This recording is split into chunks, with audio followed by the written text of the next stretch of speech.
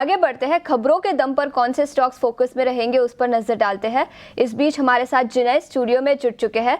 जिनय, कई सारी निफ्टी कंपनियों के नतीजे कल मार्केट आवर्स के बाद आए, इन्फोसिस, विप्रो, एक्सिस बैंक, सबसे पहले उसके बारे में बताएं। बिल्कुल जी। तो शुरू करते पहले आईटी स्टॉक से। तो इन्फोसिस का रिजल्ट आया, अगर हम अनुमान से देखेंगे तो थोड़े कमजोर नतीजे दिखे।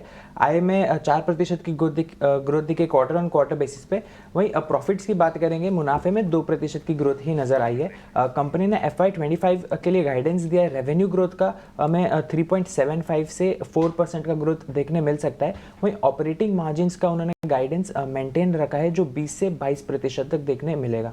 बात करते हैं विप्रो की, तो कंपनी के रिजल्ट्स अच्छे दिखे, लेकिन जो कंपनी की गाइडेंस थी उसमें थोड़ा कमज़ोर दिखा गया। अगर आय की बात करें तो फ्लैट नज़र आया, 1.5% का इंप्रूवमेंट। वही मुनाफे में 6% का ग्रोथ हमें नज़र आया।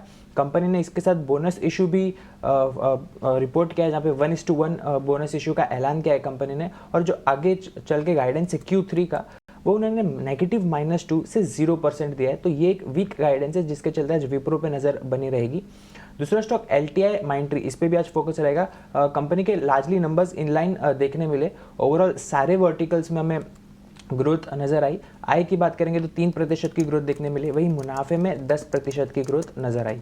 आगे चलते हैं पॉलीकैब की तरफ। कंपनी ने अपने नतीजे पेश किए, जहाँ पे अगर हम आय देखेंगे तो 30% की ग्रोथ नजर आई। वहीं मुनाफे में फ्लैट नजर आया, करीब करीब 3.5-4% की ग्रोथ ही नजर आई, क्योंकि मार्जिन्स पे उनके प्रेशर काफ़ी था। अगर हम EBITDA मार्जिन्स की तरफ देखेंगे तो 300 बेसिस पॉइंट्स, मतलब 3% का गिरावट हमें नजर आया। 11.5% वर्सेस 14.5% देखने मिल रहा है। टाटा केमिकल्स होगा अगला स्टॉक। आय में देखेंगे तो 5.5% की ग्रोथ Q-on-Q बेसिस पे। वहीं मुनाफे में 40% की ग्रोथ नजर आ रही है। मैनेजमेंट में आगे चल के कहा है कि जो सोडा एशिस प्राइसेस में जो वोलेटिलिटी थी, वो भी उन्हें बॉटम आउट होते हुए नजर आ रही है, और आगे भी उनका स्टेबल डिमांड का अनुमान लगाया जा रहा है। बात करेंगे सीएट टायर स्टॉक, जिसने कमज़ोर नतीजे इनको देखने मिल रहे हैं। मिक्स्ड सेट ऑफ नंबर्स थे। आय में देखेंगे तो 8% का हमें ग्रोथ नज़र आया। वहीं नेट प्रॉफिट में हमें भारी 40% की गिरावट नज़र आ रही है। 121 करोड़ ये क्वार्टर में versus 208 crore last year on year basis पे। वहीं मार्जिन्स पे देखेंगे तो वहाँ पे भी हमें दबाव देखने मिला है।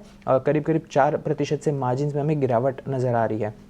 बात करेंगे बैंकिंग स्पेस से, एक्सिस बैंक ने जो नतीजे पेश किए थे, overall inline set of numbers देखने मिले। अगर हम NII देखेंगे तो 9.5% की ग्रोथ देखने मिल रही है।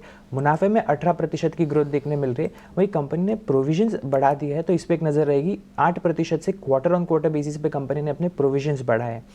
तो ये रहेंगे स्टॉक्स फोकस में। इसके अलावा एक और स्टॉक एक फोकस में रहेगा, वो होगा मन्नपुरम फाइनेंस। तो RBI ने बेसिकली 4 NBFCs पर रिस्ट्रिक्शंस लगाया है, जिसके चलते मन्नपुरम फाइनेंस भी फोकस में रहेगा।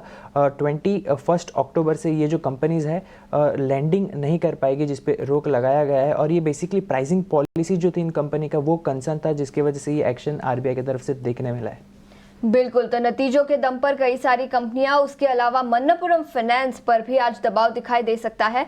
इनफैक्ट कई सारे ब्रोकरेजेस ने डाउनग्रेड भी किया है, स्टॉक को अपने लक्ष्य घटाए हैं।